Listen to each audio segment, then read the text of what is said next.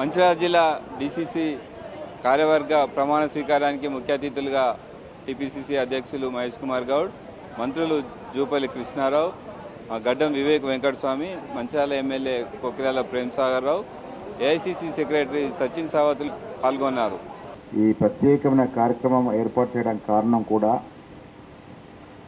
మీ అందరు తెలుసు, దేశంలో ఒక చరిత్రాత్మక కార్యక్రమం సంఘటన సృజన్.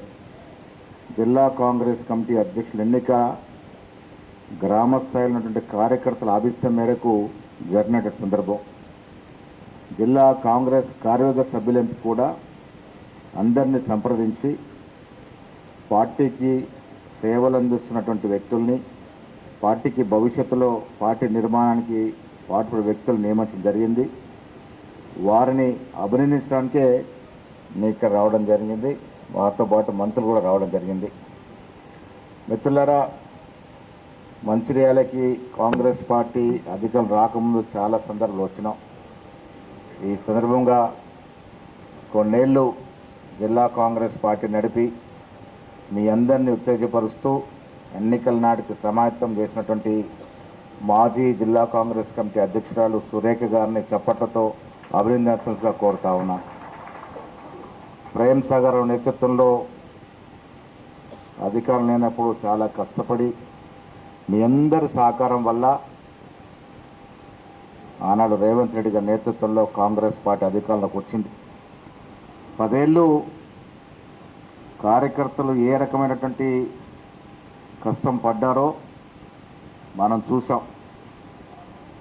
బీఆర్ఎస్ నిర్బంధ పాలనలో ఎన్ని మార్లు జైలుకు పోయినారు, ఎన్ని మార్లు గృహ నిర్బంధంలో ఉన్నారు, ఎన్ని లాఠీలు తిన్నారో పిసిసి అధ్యక్షుడిగా కాంగ్రెస్ కార్యకర్తగా నాకు బాగా తెలుసు. అందుకే మా పెద్దలు జూపల్లి గారు చెప్పినట్టుగా కాంగ్రెస్ పార్టీ వాళ్ళ అధికారులు రావడానికి కారణం మీరంటే మీరే, కార్యకర్తల వల్లే ఇవాళ అధికారంలోకి వచ్చింది. రేవంత్ రెడ్డి గారు ముఖ్యమంత్రి కుర్చీలో కూర్చున్నా, నేను పిసిసి అధ్యక్షుడు అయినా, ఇవాళ మంత్రులు వివేక్ గారు జూపల్లి గారు మంత్రివర్గంలో ఉన్నా, మా ప్రేమ్సాగర్ అన్న ఎమ్మెల్యే అయినా, ఇదంతా కూడా మీ చలవ, కార్యకర్తల చలవ వల్లే అయినా. మిత్రులారా, కొంత కాలయాపన, కొంత ఇబ్బంది కూడా జరిగినాయి. అధికారంలోకి వచ్చాక అధికారం మీదైనా మాదేంటనే పరిస్థితి కూడా వచ్చింది. మెల్లమెల్లగా చేసుకుంటూ పోతా ఉన్నాం. ఇలా కాంగ్రెస్ పార్టీ ఈ దేశంలో గొప్ప చరిత్ర ఉన్నటువంటి పార్టీ. నా ఉదాహరణ చెప్తా. నేను ఒక ఎన్ఎస్యూ జిల్లా అధ్యక్షుడు అయినప్పుడు ఇంత గొప్ప పార్టీలో ఒక విద్యార్థి విభాగానికి అధ్యక్షుడు అయినాను. ఏదో ఒక రోజున పిసిసి ప్రధాన కార్యదర్శి చేరుకోవాలనుకున్నాను, కానీ వాళ్ళ అధ్యక్షుడు అయినాను. ఇలాంటి అవకాశం కాంగ్రెస్ పార్టీలో లభిస్తుంది, ఇంకే ఇతర పార్టీలో లేదు. 1985లో పుట్టినటువంటి కాంగ్రెస్ పార్టీలో సభ్యుడిగా అవుతేనే అదృష్టం అనుకున్నట్టు ఈ రోజుల్లో మీ అందరూ కూడా జిల్లా కార్యవర్గంలో స్థానం లభించింది. ఒక మాత్రం అవకాశం. ఇందాక సోదరి ఏమనంటా ఉంది, ఎన్నేళ్లుగా సర్వీస్ చేస్తా ఉన్నాను, డైరెక్టర్ చేయరా అని. డైరెక్టర్ కన్నా చాలా గొప్ప పదవి డిసిసి జనరల్ సెక్రటరీ అమ్మ, తెలుసుకోవాలి. డిసిసి కానీ పిసిసిలో కానీ ఒక అవకాశం వస్తే చాలా పెద్ద అవకాశం. అది రాజకీయంగా ఎదగడానికి ఒక గొప్ప అవకాశం. మిత్రులారా, ఇవాళ కొన్ని వాస్తవాలు మాట్లాడుకోవాలి. కాంగ్రెస్ పార్టీ అధికారంలోకి వచ్చిన తర్వాత ఇస్తున్నటువంటి అభివృద్ధి కానీ, సంక్షేమం కానీ ఒక్కసారి వెనక్కి తిరిగి 10 ఏళ్లలో బీఆర్ఎస్ జరిపినటువంటి విధ్వంస పాలనతో పోల్చుకున్నప్పుడు ఎంత వ్యత్యాసం ఉందో, ఆ వ్యత్యాసాన్ని మళ్ళీ ప్రజలకు తెలియాల్సిన అవసరం, ఆవశ్యకత ఇవాళ ఉంది. ఆ బాధ్యత ఇవాళ కొత్తగా నియమించినటువంటి కార్యవర్గ సభ్యులది అనే మాట ఈ సందర్భంగా మనవి చేస్తా ఉన్నాను. ఇక్కడ జూపల్లి గారు బాగా చెప్పారు. 65 ఏళ్ల కాంగ్రెస్ టీడీపీ పాలన, 65 ఏళ్ళ అప్పు చూస్తే 68,000 కోట్లు మాత్రమే. కానీ 10 ఏళ్ల పాలనలో ఆ అప్పు 8 లక్షలు దాటింది. కారణం కేసీఆర్ అనే నాయకుడు శృతి లేని సంసారం నడిపాడు కాబట్టి, ఒక దూరదృష్టి లేని సంసారం నడిపాడు కాబట్టి, తహత లేకున్నా, కట్టే కెపాసిటీ లేకున్నా అసలు ఎక్కడి నుంచి కడతామో తెలియకుండానే అప్పులు చేశాడు. ఇవాళ కాంగ్రెస్ పార్టీ నెత్తిని రుద్దిపోయినాడు. ఇవాళ నెల తిరగకుండానే 6,500 కోట్ల రూపాయల వడ్డీ ఇన్స్టాల్మెంట్ కడతా ఉన్నాం. ఎవరు చేసిన పాపం ఇది? ఇబ్బడి ముబ్బడిగా కట్టే స్తోమత లేకుండా అప్పు చేస్తే మనం కడతా ఉన్నాం. ఇది కట్టుకుంటూనే ప్రజలకు ఇచ్చినటువంటి వాగ్దానాలను కూడా పూరిస్తూ వస్తూ ఉన్నాం. మిత్రులారా, దేశంలో ఎక్కడ కూడా ఇంత మంచి వెల్ఫేర్, ఇంత మంచి బీద ప్రజానీకానికి సంక్షేమం అందట్లే. సన్నబియ్య కార్యక్రమం ఈ దేశంలో ఒక చరిత్రాత్మక కార్యక్రమం. గతంలో బియ్యం సరఫరా జరిగాయి. కరీంనగర్ జిల్లా, నిజామాబాద్ జిల్లా స్మగ్లింగ్కు పేరు మోసింది. ఆనాడు టీఆర్ఎస్ నాయకులు, బీఆర్ఎస్ నాయకులు ప్రమేయం వల్ల లక్షల మెట్రిక్ టన్నులు స్మగ్లింగ్ గురై బడా జేబుల నేతల్లోకి డబ్బులు పోయాయి తప్ప బీదవాడికి లాభం జరగలే. ఇలా సన్న బియ్యాన్ని ప్రతి బీదవాడి కుటుంబం ఆస్వాదిస్తూ రుచికరంగా తింటూ ఉన్నారు. ఇది దేశంలోని ఒక చరిత్రాత్మక కార్యక్రమం. మహిళ స్వతంత్రంగా ఎవ్వరి మీద ఆధారపడకుండా బస్సులో యథేచ్ఛగా ప్రయాణం చేయగలుగుతూ ఉంది. ఇది కాంగ్రెస్ పాలిత కర్ణాటక, తెలంగాణ రాష్ట్రంలో తప్ప ఏ రాష్ట్రంలో లేదు. ఇలా బీజేపీ వారు అంటూ ఉన్నారు, మా మోడీ గారు ఇస్తూ ఉన్నారు కదా బియ్యంలో వాటా అని. నేను మోడీ గారిని, బీజేపీ నాయకులను అడుగుతా ఉన్నాను, ఈ దేశం మొత్తం మీద మీరు సన్న బియ్యం కార్యక్రమం ఎందుకు పెట్టట్లేదు? ఎందుకు సాధ్యమవ్వట్లేదు?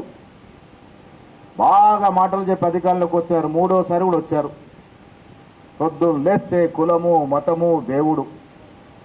ఎవరికి లేరు దేవుడు? ఈ వేదికమైన అందరం కూడా పూజ చేసుకుని బయటకు వెళ్తాం. శ్రీరామచంద్రుడు ఏమైనా బీజేపీ జాగీరా? మీ పార్టీలో ఏమైనా సభ్యత్వం ఉందా శ్రీరామచంద్రుడికి? ఏం చేశారో చెప్పరు. సంవత్సరానికి 2 కోట్ల ఉద్యోగాలు అన్నారు. ఉన్న ఉద్యోగాలు బీకేశారు. ఉన్న పబ్లిక్ సెక్టర్ యూనిట్లని మూసేశారు. ఎల్ఐసి లాంటి సంస్థల్ని అమ్మజూపుతా ఉన్నారు. ఎయిర్ ఇండియా అమ్మేశారు. రకరకాల ఆనాడు ఇందిరాగాంధీ మొదలుకొని మన్మోహన్ సింగ్ గారు వరకు పెట్టినటువంటి పబ్లిక్ సెక్టర్ యూనిట్లన్నీ కూడా మూతపడతా ఉన్నాయి, లేకుండా అమ్ముడుపోతూ ఉన్నాయి. ఇది మోడీ నిర్వాకం. 2 కోట్ల ఉద్యోగాల గురించి మాట్లాడరు. 12.5 ఏళ్లుగా వారు ప్రజలకు ఏం చేసిందో చెప్పరు. కిరోసిన్, డీజిల్ ధరలు ఎందుకు పెరిగినాయో చెప్పరు. ఎన్నికలు వస్తే మాత్రం శ్రీరామచంద్రుడు కావాలి, హనుమంతుడు కావాలి, వాళ్ళ పేర్లు జపం తప్ప ప్రజలకు పనిచేసే పాపాన పోలే. ఇవాళ కూడా అదే మాటలు చెప్తా ఉన్నారు. నేను మీ ద్వారా ప్రజలకు విజ్ఞప్తి చేస్తూ ఉన్నాను, మనకు కావలసింది మన జీవితం బాగుపడడం. మనకు కావలసింది మన పిల్లలకు ఉద్యోగాలు, మన పిల్లల జీవితాలు బాగుపడడం. దేవుడు అందరింట్లో ఉంటాడు. దేవుడు చోట దేవుడు ఉండనియండి. మన పిల్లలకి ఎవరైతే విద్యా అవకాశాలు ఇస్తారో, మన పిల్లలకి ఎవరైతే ఉద్యోగ అవకాశాలు ఇస్తారో, మన జీవన బతుకులు పెరగడానికి ఏ పార్టీ అయితే బాగుపడుతుందో ఆ పార్టీతోనే ఉందాం. ఆ పార్టీ కేవలం కాంగ్రెస్ పార్టీ మాత్రమే. ఆనాడు ఇందిరాగాంధీ మొదలుకొని వాళ్ళ రాహుల్ గాంధీ వరకు బీద ప్రజల సంక్షేమ ధ్యేయంగా పనిచేస్తున్నటువంటి కాంగ్రెస్ పార్టీ. రాహుల్ గాంధీ గారు భారత్ జోడో యాత్ర చేశారు. మీ వైపు రాకపోయినా ఈ రాష్ట్రంలో యాత్ర చేశారు. వారు భౌగోళికంగానే కాకుండా స్థితిగతులు, కింది స్థాయిలో స్థితిగతులను చదవగలిగినారు. అందుకే జిస్కి జితిని ఆబాది ఉనికి ఉతిని భాగ్యదారి అన్నాడు. ఆ కళ సాకారం చేసిన ఘనత రేవంత్ రెడ్డి గారు. ఈ రాష్ట్రంలో ఎప్పుడో బ్రిటిష్ వారు 97 ఏళ్ల క్రితం చేస్తే, ఈనాడు తెలంగాణ ప్రభుత్వం కుల సర్వే చేసి ఈ రాష్ట్రంలో ఎవరు ఎంత జనాభా, ఎంత నిష్పత్తి ప్రకారం ఉందో చెప్పగలిగింది. ఒక అఫీషియల్ డాక్యుమెంట్ ఇవ్వగలిగింది. ఇది కాంగ్రెస్ మార్కు పాలన. ఇలా బీఆర్ఎస్ పార్టీ గురించి గొప్పగా మాట్లాడాల్సింది లేదు. గ్రౌండ్ అయిపోయింది పార్టీ. అయ్యగారు ఫామ్ హౌస్కి పరిమితమైనారు. బావమరుల మధ్య తగాదా నడుస్తూ ఉంది. చెల్లెలు వేరే కుంపటి పెట్టుకుందా ఉంది. ఎందుకు ఈ రకంగా జరుగుతూ ఉంది? దోసుకున్న సొత్తులో వాటాల తగాదా వల్ల వీళ్ళ బీఆర్ఎస్ పార్టీ రోడ్డున పడ్డది.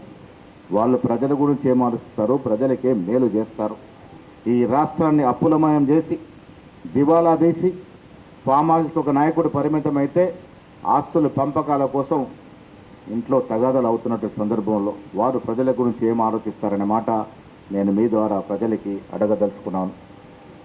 ఈ రాష్ట్రంలో కుల మతాల్ని రెచ్చగొట్టే బీజేపీ పార్టీకి అవకాశమే లేదు. గతంలో అవకాశం పొందిన బీఆర్ఎస్ పార్టీ ఎలా నేలమట్టమైంది. అందుకే మిత్రులారా, వచ్చే నాడు ఎన్నికలు ఏ రోజు జరిగినా ఉన్న సీట్ల ఫలంగా జరిగితే 100కు పైగా సీట్లు కాంగ్రెస్ పార్టీ గెలుచుకుంటుంది. ఎందుకు ఇంత ధీమాతో చెప్తా ఉన్నానంటే మనం ఇస్తున్నటువంటి సంక్షేమం, మనం ఇస్తున్న అభివృద్ధి ఎవరైనా ఊహించినారా? ఈ రాష్ట్రంలో గ్లోబల్ సమ్మిట్ జరిగి 5,78,000 కోట్ల రూపాయలు 3 రోజుల్లో కూడా పెట్టుబడులు వస్తాయని కేటీఆర్ ముఖానికి ఒక 10,000 కోట్లు పట్టుకొచ్చినాడా? ఇంగ్లీష్ దర్జాగా మాట్లాడే కేటీఆర్ విదేశాలు తిరిగినాడు తప్ప ఒక 1000 కోట్లు విదేశీ పెట్టుబడి తెచ్చిన పాపాన పోలే. ఇలా దురదృష్టి ఉంది ముఖ్యమంత్రి గారికి, విదేశీ పెట్టుబడులు వస్తూ ఉన్నాయి. ఫోర్త్ సిటీగిన సకాలంలో టేకాఫ్ అవుతే దేశంలో కాదు ప్రపంచ సిటీలతో హైదరాబాద్ పోటీ పడుతుంది. ఆ దశగా కార్యక్రమాలు జరుగుతూ ఉన్నాయి. ఇలా సంక్షేమం డబుల్ బెడ్రూమ్లు నోరూరా ఊహించి పలాయనం చిత్రీకరించిన పార్టీ. ఇలా అడిగిన ప్రతి పేదవాడికి ఇందిరమ్మ ఇల్లు ఇస్తూ ఉన్నాం. నియోజకవర్గానికి 3,500 ఇల్లు ఇచ్చాం. ఇంకా పేదవాడు మిగిలిపోతే వాళ్ళకు కూడా ఇల్లు ఇచ్చే కార్యక్రమాన్ని చేపడతా ఉన్నాం. ఇల్లు లేని నిరుపేద గ్రామాల్లో ఉండకూడదనే ధ్యేయంగా పనిచేస్తూ ఉంది. ఏకకాలంలో రుణమాఫీ, వాళ్ళు విడతలు ఇచ్చిన రుణమాఫీ 10-12 వేల కోట్లు దాటలే. మనం ఏకకాలంలో ఇచ్చిన రుణమాఫీ 22,000 కోట్లు. రైతు భరోసా ఇస్తూ ఉన్నాం. సన్న బియ్యానికి 500 రూపాయల బోనస్ ఇస్తూ ఉన్నాం. మేము ఇక్కడ